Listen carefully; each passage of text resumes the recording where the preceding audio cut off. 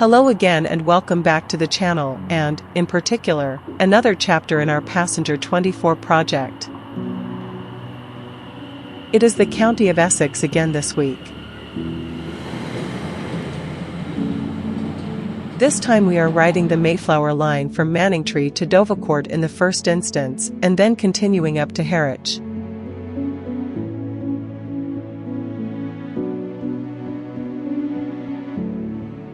We had booked the accommodation at the J.D. Wetherspoon Hotel back in April as the dates embraced the Harwich International Shanty Festival, and as it proved to be on the day, the town was rammed and accommodation was in very short supply.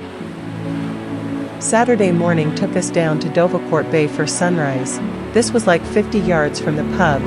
Let's have a look at these low-light images.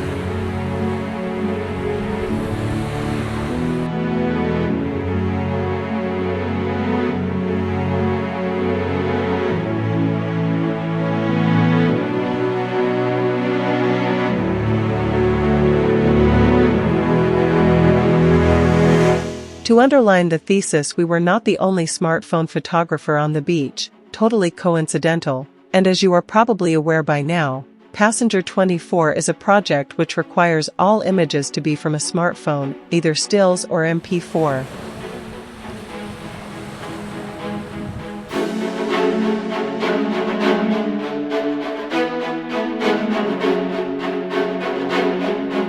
This image took 15 minutes to get and was lit by God.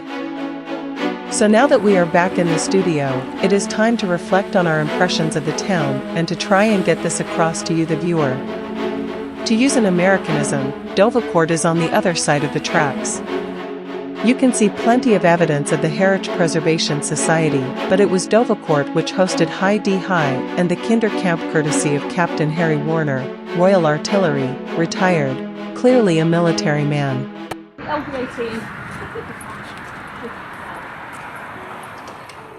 Harwich is a bit of a dichotomy when it comes to history. 8, 9, 10, 11, 12.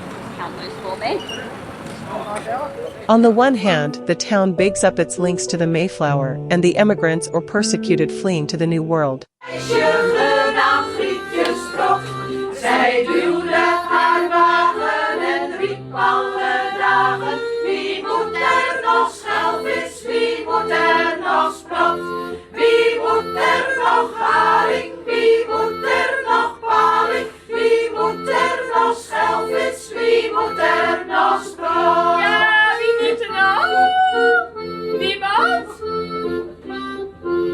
And, on the other hand, it is the recipient of refugees from Germany in the form of the Kinder Transport, again celebrated, justifiably, at length in the Town Museum and the sculpture on the Ha'penny Quay.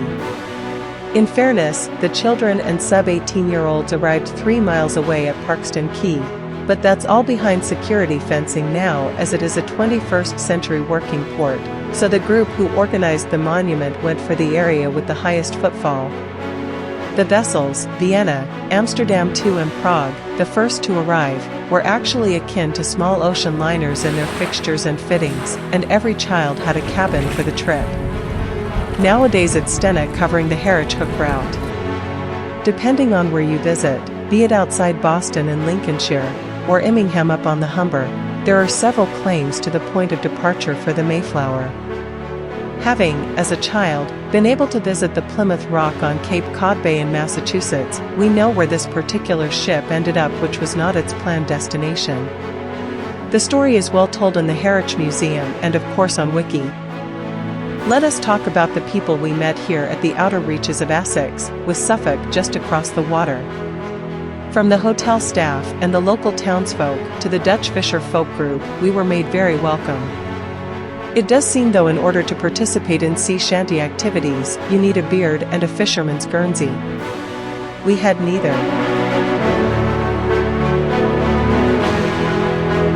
And here, it is only fitting that we remember Child 152, the Pulitzer short-listed author of The Absence of Cousins, born in Vienna, March 9, 1928, and who died October 7, 2024, aged 96.